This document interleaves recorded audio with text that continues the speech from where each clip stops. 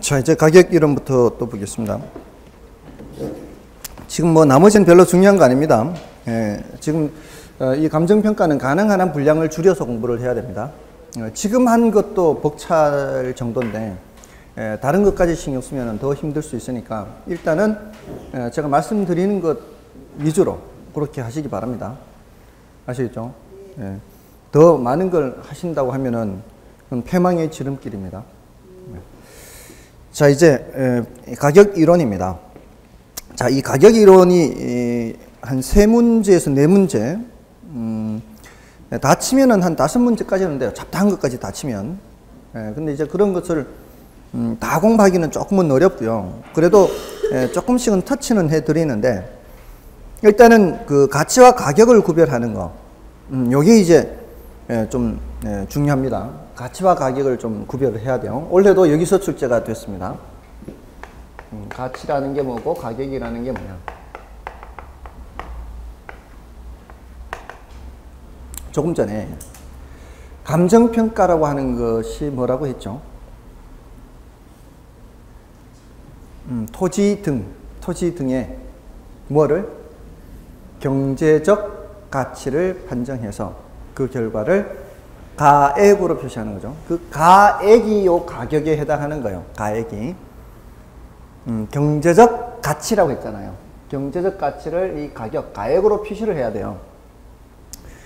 자, 그 가치와 가격입니다. 가치와 가액. 자, 그러면은 여러분이 생각하시기에 하나는 추상적이라면 하나는 구체적인 성격을 갖거든요. 어떤 게 더 추상적인 성격을 가지겠습니까? 이건 다들 아시죠? 가치라고 하면 좀 막연한 부분이 있습니다. 자, 그러니까 우리 골동품, 진품 명품에 나오는 그 골동품도 경제적 가치를 결국은 가액으로 표시하는 거잖아요. 가치라고 할 때는 사실 판단하기가 쉽지가 않죠. 근데 그거를 가액으로 전광판에 딱 표시를 하면 아, 저 정도야? 이렇게 되는 거예요. 좀 더 구체적인 값이 되는 겁니다. 이거는 좀 추상적인 값이라고 할 수 있고요. 이거는 좀 구체적인 값이다 이렇게 얘기를 할 수 있습니다. 그리고 이 하나는 주관적이고 하나는 객관적이다 라면 주관적인 성격이 강하고 하나는 객관적인 성격이 강하다면 어떤 쪽이 더 주관적인 성격이 강하다고 볼 수 있는 거예요? 이게 좀 주관적인 성격이 강하고요.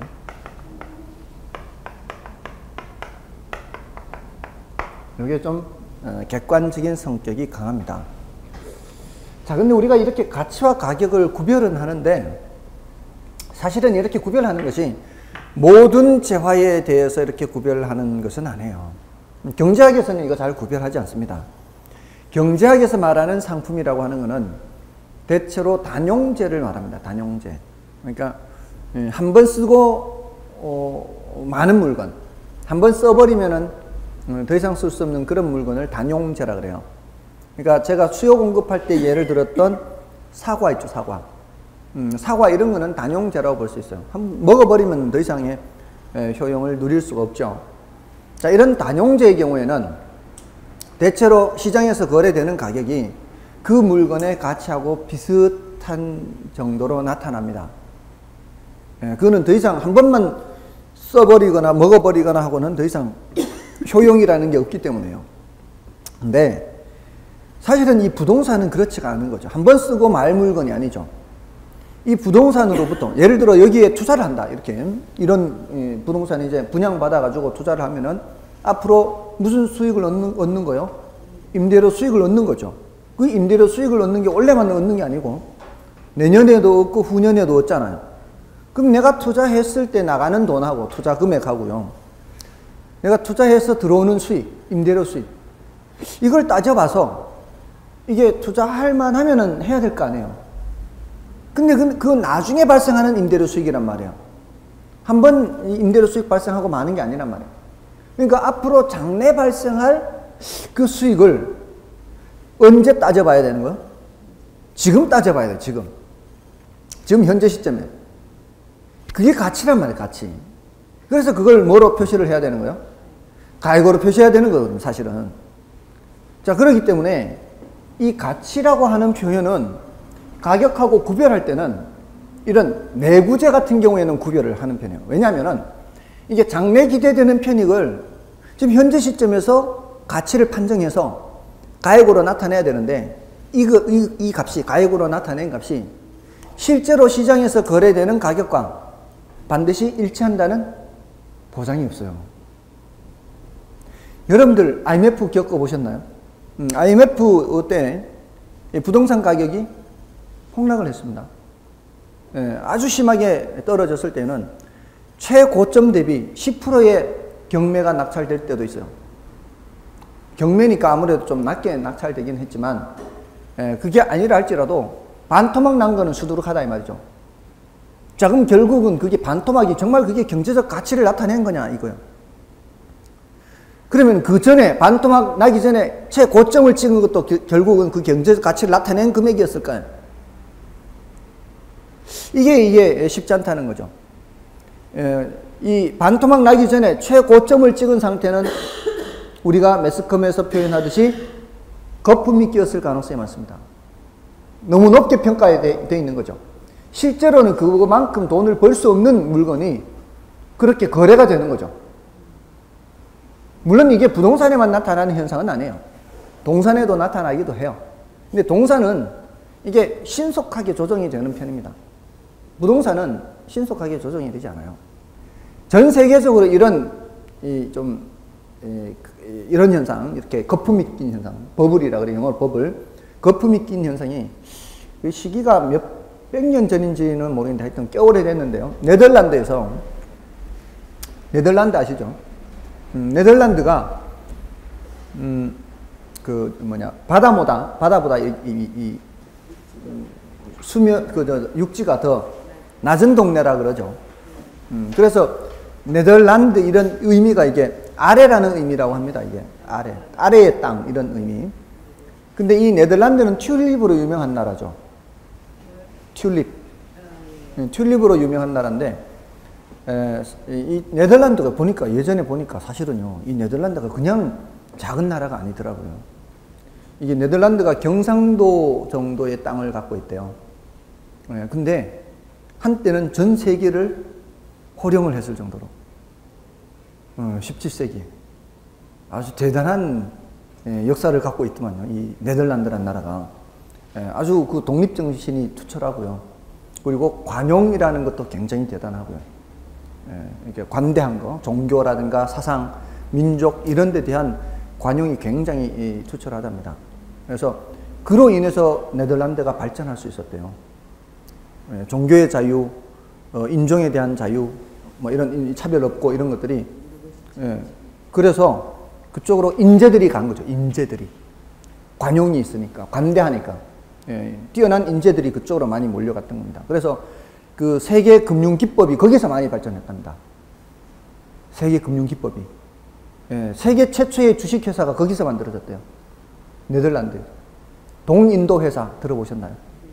동인도 회사가 그게 이 주식 회사의 형태가 거기서 제일 먼저 1607년도에 대단한 나라죠. 그렇게 보면. 자, 어쨌든 그 네덜란드의 튤립이 장사가 되는 돈이 된다는 소문에 튤립은 뿌리로 이렇게 알뿌리로 이렇게 번식을 하죠. 알뿌리로 번식을 하는데 이 돈이 된다는 소식에 이 알뿌리 가격이 천정부지로 치솟았답니다. 천정부지. 이거 이제 키우면은 돈이 된다 이렇게 하니까. 자, 그럼 너도 나도 어떻게 전부 다 알뿌리 사다가 튤립 재배하는 거죠. 그래서 알뿌리 팔고 또 팔고 근데 너도 나도 다 이렇게 하면 어떻게 되겠습니까? 천지가 알뿌리야. 천지가 가격이 폭락하는 거죠. 그건 이제 동산의 경우죠. 동산의 경우에도 그런 거품이 낍니다. 근데 그런 거는 순식간에 무너집니다. 부동산보다는 훨씬 빠르죠, 그게. 우리나라에도 그런 게 있었답니다. 1960년대에 메추리 알을 이렇게 낳게 하면 이게 돈이 된다는 소문에 너도 나도 메추리 길렀대요. 너도 나도 집집마다.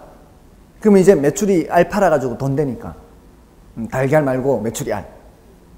근데 한번 생각해 보세요. 너도 나도 집집마다 메추리 기르면은 너도 나도 메추리 알 다 나올 거 아니에요.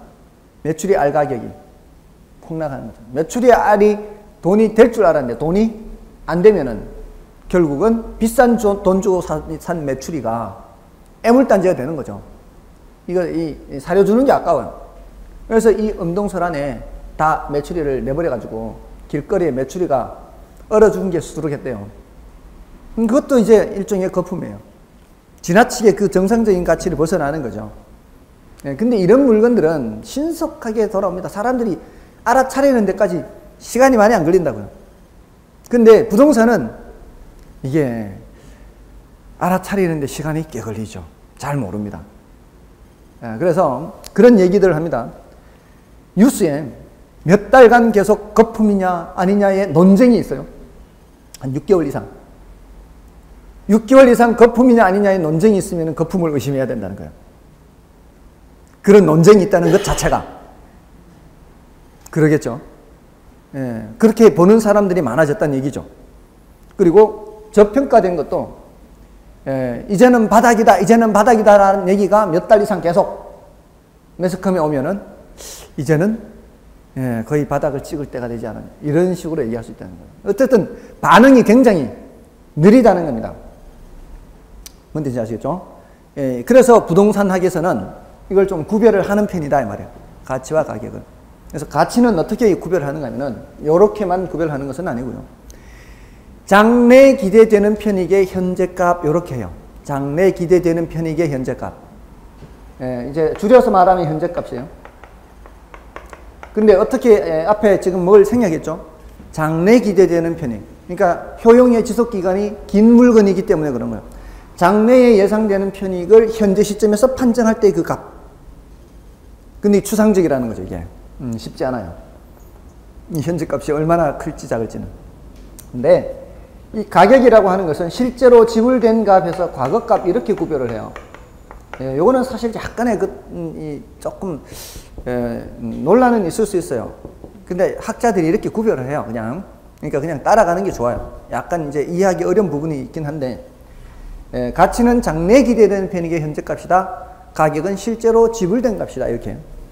이 거래할 때, 매매할 때 실제로 지불된 값이다. 그래서 과거값이다. 이렇게 구별을 해요.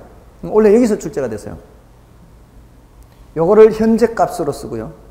요거를 미래값으로 쓴 거예요. 헷갈리게. 장래 기대되는 편익의 현재값 하니까 혹시라도 미래값으로 오해를 할 수 있거든요. 어떤 때는 이렇게 물은 적도 있어요. 이거 바꿔가지고. 추상적 주관적인 것을 바꿔가지고 요거 하고 틀린 지문으로 만드는 거죠. 그렇게 물을 때도 있고요. 또 이 가치라고 하는 거는 일정 시점에 여러 가지가 있을 수 있어요. 여러 가지. 일정 시점에. 하나의 시점에. 근데 지불된 금액은 몇 개밖에 없어요. 지불된 금액은 하나밖에 없죠. 여러 가지 있을 수 있어요. 가치라고 하는 것은. 자, 이게 뭔가 하면은 제가 이 가치 얘기할 때마다 제 자동차를 얘기하는데요.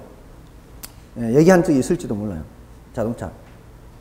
29만 6,200이라고, 키로수가.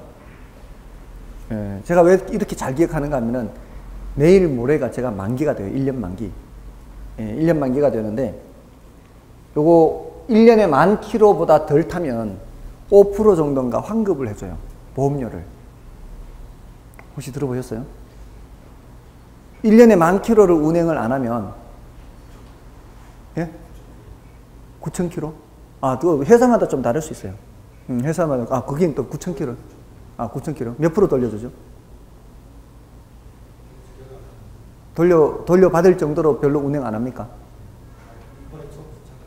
이번에 처음 신청하셨어요? 저는 이미 2년 전부터 알고 있어서, 저는 그렇게 많이 안 해주는데, 확인해 봐야겠네. 5% 정도밖에 안 되는 것 같더라고요. 근데 어쨌든 그래서 지금 키로수를 알고 있는 거예요. 제가 시작할 때가 28만 6,305거든요. 지금 현재 29만 6,200이에요. 105km 남았어요. 그게 내일 모레까지요. 그러니까 12월 17일 밤 12시까지예요. 그러니까 앞으로 이틀 동안 105km 더 탈 수 있어요. 그래서 정확하게 기억하고 있는데, 여러분들은 지금 29만 6,200이라는 숫자를 찍어 보신 분이 계실까요? 거의 없죠, 이렇게. 이렇게 오래 타는 사람 없죠? 제 차가 지금 만 14년 6개월 됐습니다. 만 14년 6개월 되고요. 군데군데 녹슨데도 있고요. 자, 이런 차입니다. 수험생분 중에 중개하시는 분한테 물어보니까 이거를 얼마쯤 하느냐 하니까 안 산다고 할 정도예요. 폐차하면 요즘 얼마 주죠? 폐차하면 예전에 10만 원 받았었는데 폐차하는 차도 10만 원 받잖아요. 요즘 얼마 받습니까? 10만 원. 네? 10만 원. 아, 중형은 40 정도요? 예? 아, 그래요? 중형은 뭐, 그럼 폐차 받을 때도 특별히 대접받네? 아, 그래요? 그럼 저는 10만 원보다는 조금 더 받으려나? 한 20만 원 받으려나 모르겠네. 근데 어쨌든, 지금 제가 봤을 때는 그거요. 이런 차 어디 가서 구할 수 없어요. 차 타는데 전혀 지장이 없습니다. 운행하는데 전혀 지장 없고요. 그리고 지금까지 뭐 크게 고장 난 적도 없어요. 그냥 잘게 그냥 수리하거나 약간 뭐 갈거나 하는 거. 이런 거밖에 없어요. 제일 크게 들어간 게 뭐죠? 그거 타이밍 벨트. 한 10만 가까이 되면 한 번씩 갈아줘야 되는 거. 그 2번 간 거밖에 없어요. 제일 크게 그게 돈 제일 크게 들어가는 거. 미션 오일 가는데 돈이 좀 많이 들어간 거 외에는 뭐 소소한 거 외에는 없어요. 그러니까 전혀 운행하는데 지장이 없으니까 이거를 굳이 폐차할 필요가 없는 거죠. 근데 지금 시장에서 시장가치 시장에서 예를 들어 20만 원 쳐준대. 이거 폐차 값으로. 자, 근데 제가 봤을 때 20만 원 들고 이런 물건 어디 가서 아무리 찾아 헤매도 구할 수가 없습니다. 200만 원 줘도 지금 이와 같은 상태의 차를 구할 수가 없어요. 제 생각에는. 그렇다면 제가 생각하는, 주관적으로 생각하는 이런 가치를 사용가치라 해요. 사용가치. 사용가치는 200만 원이에요. 그럼 팔아요, 안 팔아요? 팔 수가 없는 거죠. 폐차할 수가 없는 거죠. 이런 물건 찾을 수가 없어요. 자, 보세요. 똑같은 시점이에요. 지금 현재 시점에 사용자가 본 주관적인 가치 하고요. 시장에서 보는 객관적인 가치 다를 수 있죠. 근데 보험회사에서 딱 보험료 책정하려면 또 이걸 매겨야 되잖아요.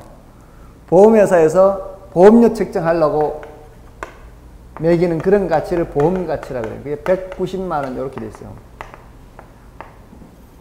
시장에서는 가치가 없어도 보험사에서는 판단하는 가치가 있단 말이에요. 그러면 이게 지금 오늘 날짜로 다 똑같아요. 지금 견적서 받아봤는데 이렇게 돼 있단 말이에요. 견적서. 똑같은 12월 15일인가 오늘?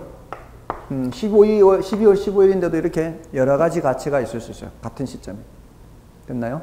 네, 그게 가치 개념이에요. 가치는 일정 시점에 여러 가지가 있을 수 있다. 이런 얘기예요. 자, 이 나중에 이런 것도 하고 이런 뭐 사용 가치 이런 구체적인 여러 가지 종류의 가치는 나중에 보시면 돼요. 자, 그 다음에 그 또 어떤 게 있는가 하면 요거 하나 또 써드릴게요. 가치라고 하는 것은 가격 플러스 마이너스 오차 이렇게 나타날 수 있어요. 가치는 가격 플러스 마이너스 오차. 요거는 일치한다는 보장이 없다는 거죠. 조금 전에 제가 IMF 직전에 고점 이렇게 한 거는 뭐가 끼었을 가능성이 많다고요?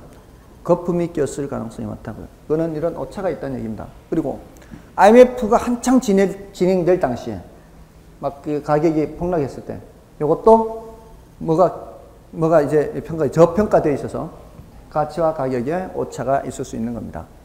자, 그러한 현상이 나타날 수 있다는 거고요. 이러한 현상을 가격 왜곡 현상이라고 그래요. 가격이 왜곡되어 있다. 이 정상적인 가치를 지나치게 벗어나 있는 거죠. 어느 정도 근처에 있으면 괜찮지만 이런 거는 단기적인 현상이에요. 장기적이 되면은 결국 가치하고 가격은 어떻게 될 수밖에 없어요. 이거는 일치할 수밖에 없겠죠. 장기적으로는 일치할 수 있습니다. 근데 단기적으로는 이런 오차가 나타날 수가 있습니다. 됐습니까? 장기적으로는 어떻다고요? 가격과 가치가 일치하고요. 단기적으로는 저렇게 오차가 있을 수 있습니다. 자, 그렇게 해서 봐주시면 되고요. 그게 이제 지금 괄호 1번과 괄호 2번에 있는 내용이죠. 괄호 2번에 맨 밑에 그 가치의 전문가는 괄호 2번의 표의 제일 밑에요. 가치의 전문가는 감정평가사. 그다음에 가격의 전문가는 공인중개사. 이건 뭐 별로 중요한 건 아닙니다. 참고로 보는 내용이고요. 다음에 이제 괄호 3번에 가치 형성 요인이 있고요. 괄호 4번에 가치 발생 요인이 있죠. 자, 이게 이제 뭔 내용인가 좀 말씀을 드리겠습니다. 이 가치 형성 요인이라고 하는 거는 가치 발생 요인하고 이제 함께 기억을 해야 돼요.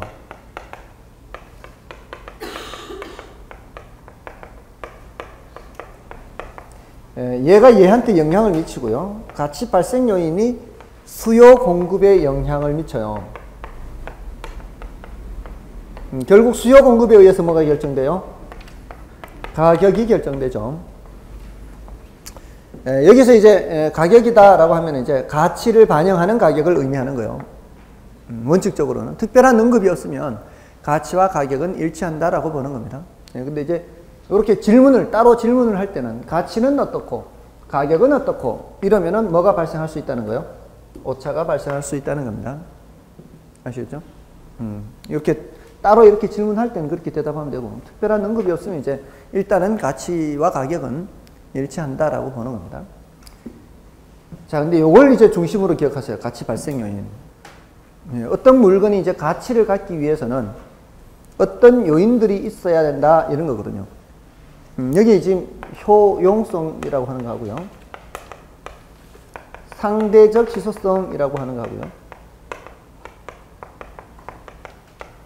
유효, 수요 이런 게 있어요. 유효, 수요. 여기 이제 어떤 사람은 플러스 이전성을 더하는 사람도 있어요. 이전성. 보통은 이제 효용성, 상대적 희소성, 유효, 수요 이렇게 하는데 이런 단어가 전부 다 추상적이죠. 근데 유효, 수요는 앞에서 했죠? 어디서 했을까요? 수요니까 수요에서 했겠죠? 유효, 수요가 뭘까요? 여기에 대응하는 개념이 잠재 수요가 있었어요. 제가 이거 설명드릴 때 애들은 가라 그랬어요. 애들은 가라 그런 이유가 뭐예요? 돈 없으면 소용이 없다 그랬죠. 시장에 등장하는 수요자들은 구매 의사뿐만이 아니라 뭐도 있어야 돼요? 돈도 있어야 된다고. 능력이 돼야 된다고요. 그래야만 이제 가치가 발생한다 이건데 얘네들이 결국은 여기에 영향 미치는 거예요. 수요 공급에. 얘네들이 여기에 영향 미치는 거예요. 자, 이제 이걸 먼저 말씀을 드릴게요. 이 효용성이라고 하는 거죠. 이건 만족도 이런 거거든요. 근데 이 효용성만 있어서는 가치가 발생할 수 없다는 거예요. 얘네들이 함께 있어야 돼, 함께. 여기서 말하는 가치는 무슨 가치일까요? 경제적 가치예요? 경제적 가치가 아니에요? 여기서 말하는 거? 여기서 말하는 거는 경제적 가치를 말하는 거예요. 감정평가 이제 처음 딱 들어와서 첫 시간에 감정평가는 뭐의 경제적 가치를? 토지 등의 경제적 가치를 판정해서 그 결과를 가액으로 표시하는 거라 그랬죠. 자, 그 경제적 가치가 있느냐 없느냐 이걸 말하는 거예요, 지금. 아시겠어요? 우리는 여기 지금 부동산 학개론에서 나온 가치라는 단어는 전부 뭘 말하는 거예요? 경제적 가치라 그래요. 근데 여기서는 그렇습니다. 경제학에서는. 근데 철학에서 가치라고 하면은 그거는 경제적 가치만 말하는 게 아니에요. 철학에서는. 예를 들어서 보세요. 우리 1인 1표로 투표를 하죠. 1인 1표로 투표하지 않습니까? 이것도 가치입니다. 가치. 가치라는 거를 공평하게 나누는 거예요. 그러니까 1인 1표예요. 이런 것도 가치라는 표현을 씁니다. 철학 같은 데서는. 가치라는 게 경제적 가치만 있는 게 아니다 이 말이에요. 다른 가치도 얼마든지 있을 수 있습니다. 근데 이런 1인 1표 이게 이런 가치가 훼손돼요. 이런 가치가 훼손되는 게 지난번에 나왔잖아요. 선거구 획정을 다시 하라. 위헌 판결 났죠. 지금 현재 어떤 데는 이 선거구가 30만인 데가 있고요. 어떤 데는 10만인 데가 있어요. 10만인 데서 한 명 뽑는 거하고 30만인 데서 한 명 뽑는 거는 다르죠.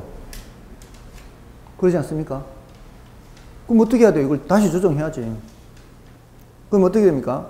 너무 많은 데는 조금 줄여야 되고요. 너무 적은 데는 늘려야 되죠. 그러니까 시골 쪽은 없어지는 데가 생기는 거죠. 시골 쪽은 없어지는 데 생깁니다. 이런 서울 쪽은 다시 생기는 데가 있을 수도 있고요. 획정을 다시 해야 되니까. 3배 차이 나면 안 되니까. 그러면 위헌이에요. 그게 이제 가치의 훼손이에요. 가치 훼손. 근데 여기서 말하는 가치는 무슨 가치예요? 경제적 가치. 이 소리 무슨 소리예요? 돈 주고 사느냐 못 사는, 돈 주고 살 수 있는 걸로 하느냐 못 하느냐, 이 내용이란 말이에요. 자, 그런 가치요. 다시 효용성. 어떤 물건이 가치를 갖기 위해서는 뭐가 있어야 된다고요? 효용성이 있어야 돼요. 그러니까 추상적이에요. 근데 쉽게 말하면 쓸모가 있어야 된다, 이 뜻입니다. 쓸모가 있어야 돼요. 효용성. 쓸모가 있어야 돼요. 자, 그런데 그것만 있어서는 안 된다고요. 여러분들, 우리가 지금 마시는 공기 있죠? 마시는 공기. 효용성 있어요, 없어요? 마시는 공기 효용성 있어요, 없어요? 있잖아요. 가치가 있어요, 없어요? 제가 지금 가치는 무슨 가치라고 그랬어요? 금방, 그래서 경제적 가치를 말씀드린 거예요. 경제적 가치가 있냐, 이 소리는. 돈 주고 사거나 뭐 이런 물건이냐, 이 소리예요. 한국에서는 돈 주고 안 사지만. 네, 어디서는 또 돈 주고 사는 데도 있어요. 노르웨이 같은 데서는 공기 팔아먹잖아요. 깨끗하니까. 오히려 거기가 오히려 돈 안 주고 살 것 같은데. 수출하는데. 수출하는 과정에서 오히려 오염될 가능성이 많겠습니다. 그 용기에 발암물질이 있어서. 그죠? 물론 나중 되면 그럴 수는 있습니다. 나중 되면 그럴 수 있어요. 자, 공기 효용성 있어요, 없어요? 효용성은 있어요. 효용성은. 쓸모는 있다고요. 효용성은 있는데 경제적 가치는 없다고요. 왜 그럴까요? 널려 있으니까 돈 주고 살 필요가 없다 이 말이에요. 누가 돈 주고 사겠냐고. 근데 자, 보세요. 고산지대, 이게 비행기가 추락했는데 살아남았어요. 근데 산소통이 몇 개 없어요. 산소통이 몇 개 없어. 고산지대. 그러면 상황은 다르죠. 이제 희소하죠. 희소해. 그럼 어떻게 해? 갖고 있는 돈 얼마든지 죽어라도 살아야 될 거 아니에요. 예? 근데 돈이 있어야 돼요, 없어야 돼요? 있어야죠. 돈 없으면 그냥 죽어야지. 돈이 있어야 그 경제적 가치 대가를 지불하고 거래할 수 있다 이 말이에요. 가치가 발생하기 위해서는 효용성도 있어야 되고 뭐도 있어야 되고 희소성도 있어야 돼요. 그래야만 가치가 발생한단 말이에요. 자, 그러니까 공기는 뭐는 높은데 효용성은 엄청 높아요. 엄청 높은데 그 엄청 높은 것보다도 훨씬 더 많이 공기가 많다는 거예요. 희소하지 않다는 거죠. 자, 그럼 거꾸로 다이아몬드 좋아해요, 그렇잖아요. 다이아몬드 좋아하시죠? 어떻게 생겼는지 몰라요. 아, 그래요? 이뻐요. 효용성 있어요, 없어요? 있죠. 효용성이 있죠. 네, 못 보셨다면서 효용성 있는 건 아시네요. 효용성은 분명히 있습니다. 반짝반짝 빛나고. 근데 그 해봤자 그 효용성은 공기의 효용성에 비하면 아무것도 아닙니다, 사실은. 근데 경제적 가치는 엄청 높죠. 경제적 가치가 엄청 높은 이유가 뭐예요? 굉장히 희소하다 이 말입니다. 이걸 같이 있어야 돼. 이런 걸 항상 함께 봐야 된다, 함께. 무슨 뜻인지 아시겠죠? 어떤 물건이 경제적 가치를 갖기 위해서는 어느 하나만 있어서는 안 된다 이 말입니다. 얘네들이 모두 함께 있어야 돼요. 근데 어떤 학자는 이 이전성을 들기도 하는데 이 이전성은 권리의 이전성을 말해요. 권리. 물리적 실체로 이전성을 얘기하는 거 아니에요. 부동산에서는 지금 이런 걸 물리적으로 이전한다고 하면 내가 갖고 있던 거 저한테 주면 돼요. 이렇게 주면 되는데 어차피 부동산은 내가 갖고 있던 걸 물리적으로 넘겨주는 게 아니죠. 서류상으로 어떻게 해요? 등기부상 소유권을 넘기는 거죠. 권리의 이전성을 말해요. 이런 것들이 가치 발생 요인이다 이 말입니다. 여기에다가 영향을 미치는 놈. 자, 여기에 영향을 미치는 놈이 가치 형성 요인이에요. 여기 영향 미치는 게. 자, 예를 들어 볼게요. 근데 이건 앞에서 사실 했어요. 우리 앞에서 수요 공급할 때 소득이 증가하면 어떻게 된다 그랬어요? 소득이 증가하면 수요가 증가한다 그랬죠? 그 소리는 이 유효 수요가 커지는 거예요. 소득. 여기 영향 미쳐서 수요가 증가해요. 자, 앞에서는 이번은 입문 과정이라 자세히는 말씀을 드리지 않았는데, 앞에서 수요 공급 얘기할 때 사실 이런 얘기를 할 수도 있었어요. 건폐율이라는 거는 들어보셨죠? 건폐율 규제가 강화되면 어떻게 될까요? 건폐율이나 용적률 규제가 강화되면 더 많이 지을 수 있어요? 못 지어요? 더 규제가 강화되는. 강화된다는, 규제가 강화되는 거예요? 규제가 강화된다는 얘기는 더 못 짓는 거죠. 더 못 지으면은 이 공급이 줄어들어요. 앞에서는 그렇게 얘기했다고요. 그런 식으로. 앞에서 수요 공급에서는 바로 이렇게 다이렉트로 갔어요. 근데 여기서는 어떻게 해요? 상대적 희소성이 더 커지는 거예요. 건폐율 규제가 강화되면은 희소성이 커지겠죠. 그러면 공급이 이게 감소해요. 공급 감소하니까 가격이 올라가. 이런 식으로 단계별로 얘기한다 이 말이에요. 여기서는 그러한 가치 발생 요인에 영향을 미치는 놈이 누구라고요? 가치 형성 요인이다 이렇게. 됐습니까? 거기에 이제 여러 가지 것들이 있단 말이에요. 이게 경제적인 요인도 있고 법적인 요인도 있고 여러 가지 요인이 있습니다. 뭐 인구 증가라든가 이런 사회적인 요인도 있고 여러 가지 요인이 있습니다. 그게 가치 형성 요인이에요. 그래서 그 가치 형성 요인에 그 의미라고 되어 있죠. 129쪽에 의미에서 부동산 가치 발생 요인에 영향을 주는 요인을 가치 형성 요인이라 하고요. 그다음에 분류해서 일반적 요인, 지역 요인, 개별 요인 이렇게 있잖아요. 자, 그런데 그 표에 있는 거는 개별 요인을 분류하는 게 아니에요. 오해하면 안 돼요. 그 표에 사회적 요인, 경제적 요인, 행정적 요인 있죠. 그거를 그 구체적인 항목을 다 외우려고 하면 안 돼요. 그냥 어디까지만 알아두세요. 사회적, 경제적, 행정적 요인이 있다. 여기까지만 알아두세요. 사회적, 경제적, 행정적 요인이 있다. 여기까지만 알아두세요. 행정적 요인이 있다. 예를 들어서 이게 소득은 무슨 요인이에요? 소득은 경제적 이렇게 가면 돼요. 건폐율 규제 강화 이거 뭐예요? 행정적 이런 식이에요. 그 다음에 인구 하면은 이쪽으로 인구. 인구는 사회적 요인으로 들어가요. 자, 이런 것들이 어디에 영향을 미치냐면 여기에 영향을 미친다. 여기에. 효용성이나 상대적 희소성이나 유효 수요에 영향을 미쳐서 결국 수요 공급에 영향을 미친다. 이렇게 되는 거예요. 아시겠죠?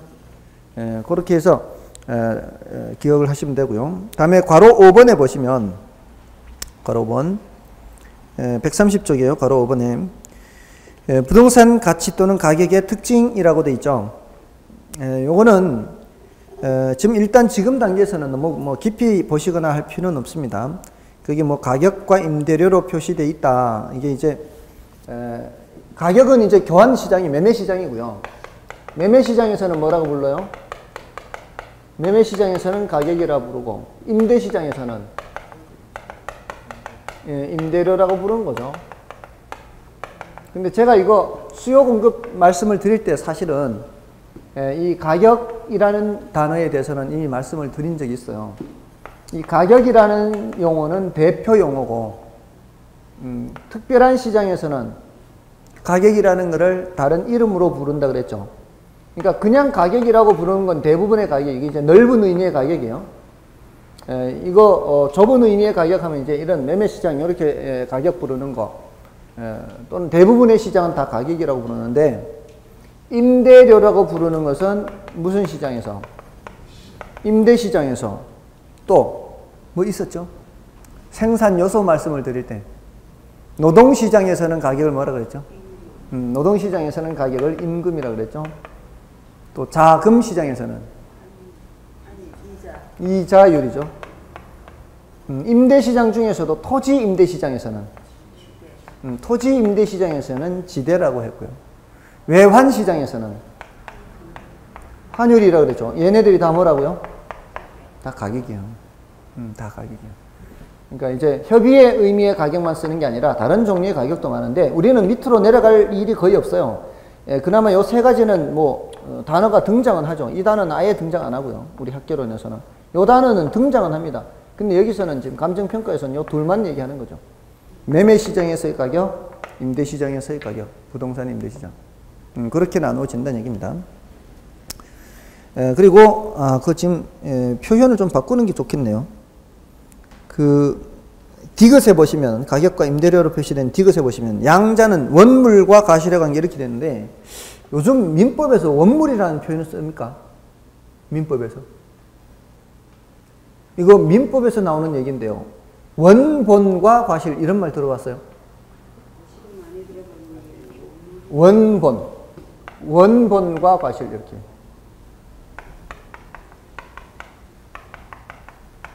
원본과 과실. 이렇게 하지 않나요? 원물? 네? 네, 원금이자. 원금이자, 이게 이제 원본이고, 이게 과실이고요. 가격은 원본에 해당하는 거고, 임대료는 과실에 해당하는 이런 의미죠. 원본과 과실. 자, 됐고요. 다음에 권익에 대한 대가 또는 지역적으로 형성, 개별적으로 형성, 장기적으로 형성. 밑에 거는 별로 안 어려워요. 지역적으로 형성된다거나 개별적으로 형성된다거나 장기적으로 형성되는 거 이런 거는 별로 안 어렵습니다. 그렇죠? 이거는 왜냐면은 지역적으로 형성된다. 이게 똑같은 삼성 레미안이라 해도 강남에 있냐 강북에 있냐에 따라 다를 수 있죠. 지역에 따라 얼마든지 다를 수 있습니다. 그리고 개별적이고 장기적 이거는 얼마든지 이해가 되는데 권익에 대한 대가 이게 좀 어려워요. 그건 뭐 지금은 부담 없이 들으세요. 권익에 대한 대가 이게 뭔가 하면은 지금 우리 어떤 토지를 갖고 있으면 이 소유권자가 있을 거 아니에요. 이 소유권자가 지상에 지상권을 설정할 수 있거든요. 소유권자가 지상권을 설정해 준다고 해서 소유권을 잃어버리는 건 아니죠. 대신 소유권 행사에 제한이 따르죠. 이 사람이 쓸 수 있고 이 사람은 못 쓰는 거죠. 이런 거를 제한 물권 이렇게 얘기하죠. 민법에서 다 했죠. 제한 물권 중에서도 지상권은 용익 물권 이렇게 하죠. 사용과 관련된 물권이죠.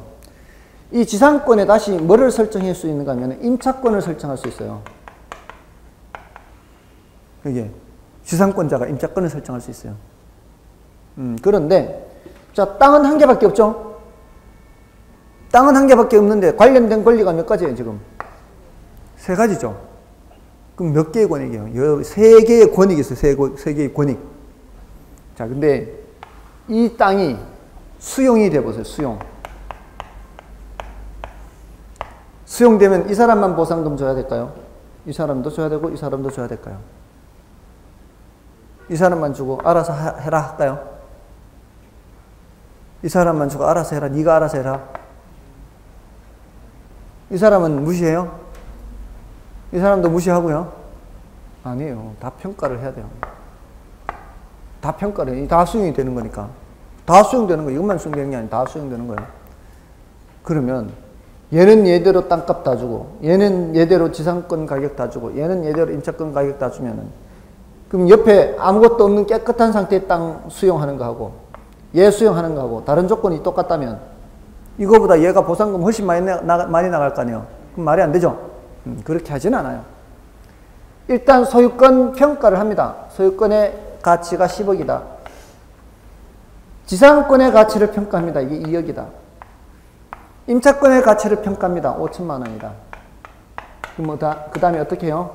얘한테는 2억을 빼고 주는 거죠. 얘한테는 5천을 빼고 주는 거죠. 얘한테는 5천을 주는 거죠. 그럼 결국은 얼마 나가는 거예요? 보상해주는 쪽에서는 10억 나간 거죠. 여기 8억 나가고 여기 1억 5천 나가고 여기 5천 나가니까. 근데 이렇게 하려면 일단 평가는 해야 될 거 아니에요. 각각의 가치를 평가를 해야 될 거 아니에요. 그래야 줄 거 아니에요. 그러니까 한 개의 물건에 여러 개의 권리가 동시에 병존할 때 각각에 대해서 가치가 형성될 수 있어요. 됐나요? 예, 그런 물건, 그런 얘기예요. 권익에 대한 데가. 그 얘기가 두 번째고요. 그러니까 좀 구별을 해야 된다면은 그 첫 번째 항목과 두 번째 항목 정도, 이 정도 구별하면 되는 정도예요. 그거는.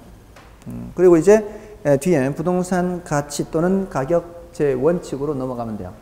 이 부동산 가격 또는 가치 제 원칙은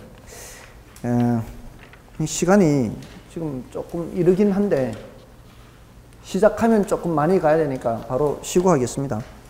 미리 좀 쉬고 하겠습니다.